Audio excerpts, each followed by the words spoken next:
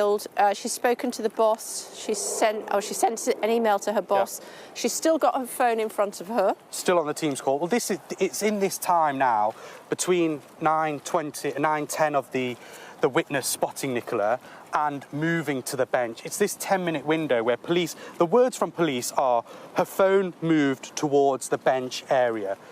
So how did it travel to the bench area? That's a big question. We still don't exactly. Well, it's possible that Nicola dropped the phone in an altercation with somebody or a fight with somebody, and then somebody picked up the phone and put it on the bench. Exactly know that. Go this way. And then this is the river bank. We wander down this way. So this is the bank. A lot of people have been asking about the bank and how steep it is. Doesn't look that steep, does it? No, it doesn't in some areas, but if all the way to the bank, no, it doesn't. But then if you look further down, Kay, there is a bit of a drop. Are you comfortable going down there? There is a bit of a drop down there. And look. It doesn't look that steep, does it? Well, no, it doesn't exactly look like a mountain. It definitely doesn't look that steep. Not steep enough to bloody kill someone. Especially by accident. I mean, if someone fell down there, they may hurt themselves, but I doubt that they'll kill themselves, especially a good swimmer. It's muddy, so please be very careful. It's muddy and slippy, and it would have been probably even muddier at the time. It would have been probably muddier at the time.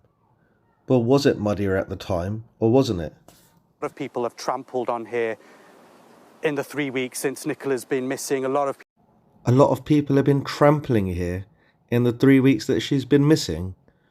Well, that's great, because if she was pushed into the river, there'll be no DNA or no microfibers, no evidence left of the actual suspect. Who have we got to thank for that? Well, there should have been a bloody crime scene. Should have been a cordon. People have gone down to peep over the bank and see if they can spot anything. Police have been down here as well. It is slippy, yeah. Police have also, with divers and drones and underwater cameras have all been down here. Yep, that's right. They all have been down there. The experts, the underwater drones, the specialist dive teams.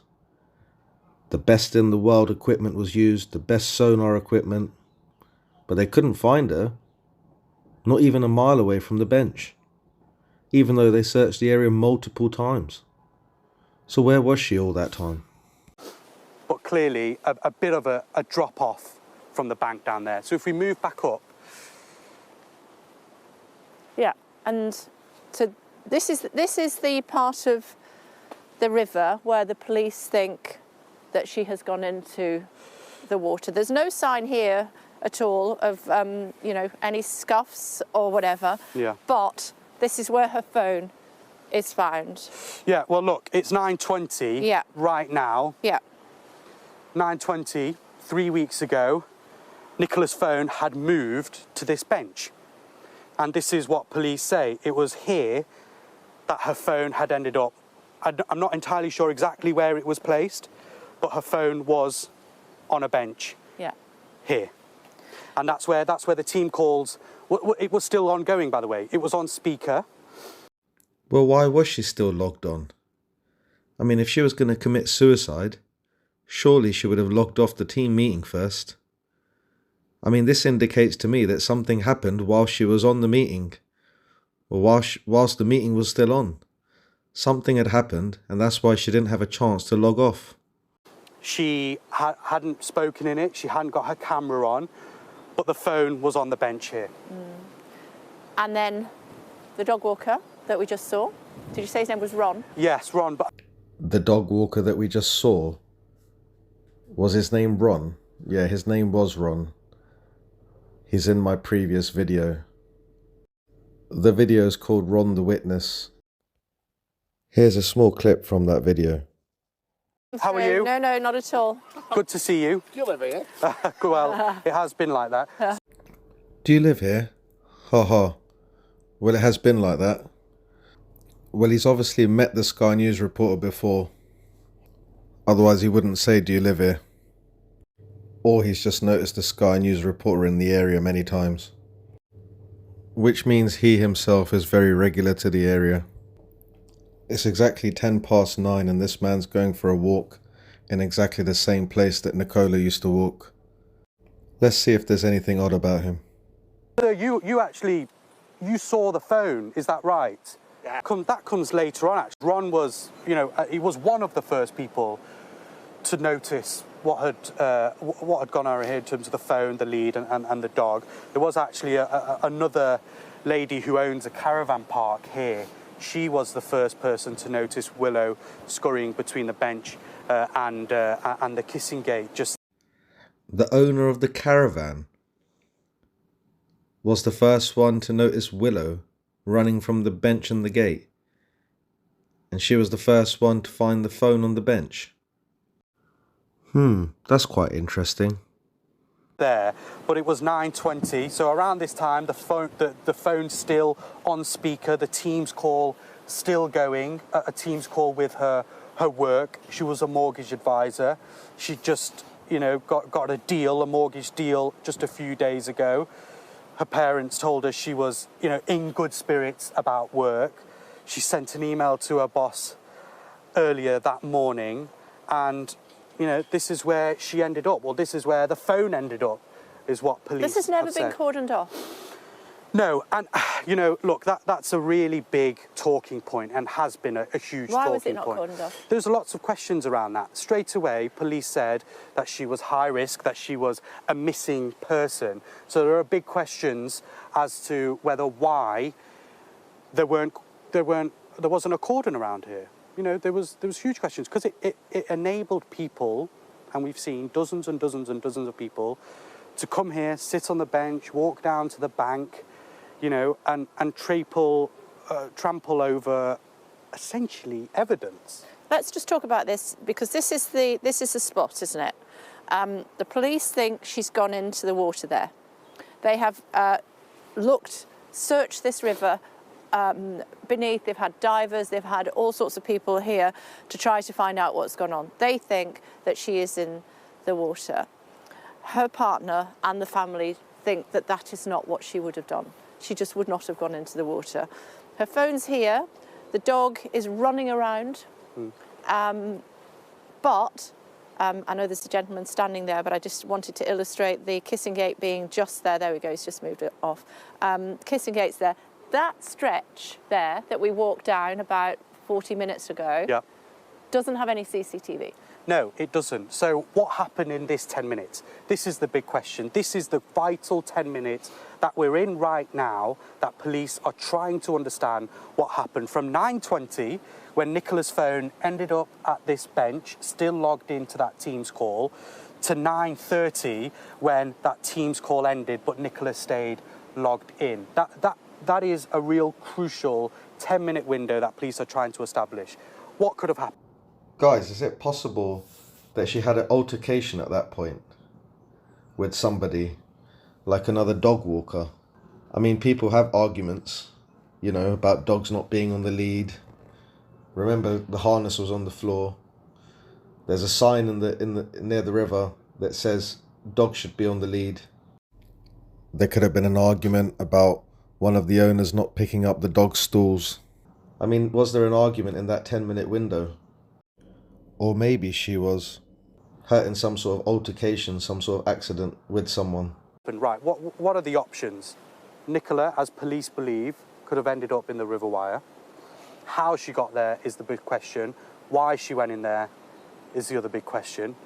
Nicola, the other working hypothesis that police are keeping an open mind to, they tell us, but believe did not happen. There could have been some third-party involvement, some criminality. They don't think a crime's... They don't think so, no. but it's a hypothesis that they have to, It's a hypothesis that they have to what? Have to look at? Because the public have been talking about it. They already ruled out a third-party involvement from the first day. Keep on their radar and keep investigating. The third option is, as you mentioned, Nicola could have gone through the kissing gate, down the path, the river path. Nicola could have gone through the kissing gate? Well, yeah, most likely she did. Obviously, the dog was running between the gate and the bench. The dog was obviously trying to say something, that she's gone through the gate. Or the dog's trying to give a signal that someone else has run through the gate, possibly the suspect that killed her. And out next to Blackpool Lane. Blackpool Lane? The police have been saying all this time Garstang Road. In every press conference and every report, and every time they've been asking for dashcam footage, they've been saying Garstang Road. But as he just rightly pointed out, when you go through the kissing gate, down the path, it's actually Blackpool Lane. The police couldn't even get the name of the road right. I mean, if you're looking for crucial evidence, crucial dashcam footage, and you're going to ask the public for information, and you're going to write letters to the drivers, surely you've got to get the name of the road right. If she turned right, CCTV camera would have spotted her. So police are clear she did not go out that path onto that busy road and turn right. If she turned left, however, there is... was back to the car? Yes, towards the church and towards the school. There is no CCTV yet that they've established or dashcam footage that has spotted her. So that is also a bit of a blind spot at the minute for police. So there are two kind of hypotheses that they are working on. One is the main one, that she ended up in the river. The other one is that potential blind spot of if she turned left when coming out of the river path. But another thing police have always said throughout all this, they believe that Nicola did not leave this area, that she did not leave the fields. That is... The police believe that she did not leave the fields? Well, it doesn't matter what they believe, they need to go on facts. If she went through the kissing gate, there's no CCTV down there. And when you come out through the path from the kissing gate, you end up on Blackpool Lane, where they still haven't managed to retrieve any good dashcam footage. Because they've been asking for footage from the wrong bloody road. It's not Garstang Road, it's Blackpool Lane. Come on, guys. Are the police really that stupid? Is why they are working on that main hypothesis that she ended up into what is a cold, a very deep, and in some parts a very fast-flowing river. Very cold and very deep, and in some parts a fast-flowing river. I mean, apparently, guys, it's only 2 feet deep near the bench. That's what experts have said. I mean, 2 feet, I don't call that deep. I mean, fast-flowing. There's hardly waves there. It's not the bloody sea. I just can't get over the setting, really, and the fact that a crime could have potentially have been committed here. And I can't comprehend that a dog owner would leave the dog here and walk up that path. I can't seem to comprehend either that someone would leave their dog there and walk further up the path. I just don't think that someone would leave their dog anywhere. Dog owners love their dogs. Just doesn't make sense. Yeah, I mean, we've heard a lot of different, arguments and ideas, and people even telling us this morning in the programme that if Nicola had gone in the water, the dog probably would have followed. This is a dog that swims. We've actually seen images of Willow, the dog, wet and in water before. Yep, that's right. If she went into the water there, Willow would have jumped in the water after her. Like he just said, there's pictures of Willow swimming in that river. He actually loves water. But on this occasion, he was bone dry. Why is that? If she went into the water, why didn't he run in after her? Very strange. So we know that the dog wouldn't have been afraid to go into the water. Just to say, we're just seeing Ron go now, and we saw where we picked him up, so it gives you an idea that it's actually... Oh, look who it is again, it's Ron. And he's going through the kissing gate. That's where Willow was running up and down from the bench and the kissing gate. What a coincidence. I mean, I can only imagine there's a dozen or half a dozen dog walkers that go through that area daily. It's quite a short loop here, isn't it? Yeah, it is quite a short loop. I mean, I think Ron's joined us straight down the path and come back up. I mean, but Nicola's, walk around wasn't that that long. No. He's still looking at Ron. It's almost like he thinks Ron's suspicious. I don't know, guys, just his behaviour. And then the way she turns around and looks as well. It wasn't a huge distance. But again, it comes back to the question, what was her frame of mind that morning, Kay? What was she feeling? What was she thinking? I'm sure all that kind of stuff, you know, affects the way. Well, from looking at all the facts and evidence, her frame of mind was fine. She logged into a call. She was in the team meeting. She sent an email to her boss. She booked a play date for her kids. She dropped the kids off to the school. Everything just completely normal. You walk the way that you are in a morning. You know, was she walking quickly? Clearly not, because it's taken a long time. She was taking her time, sending emails on a Teams call. That Teams call's still ongoing right now, this time 3 weeks ago. Until 9:30.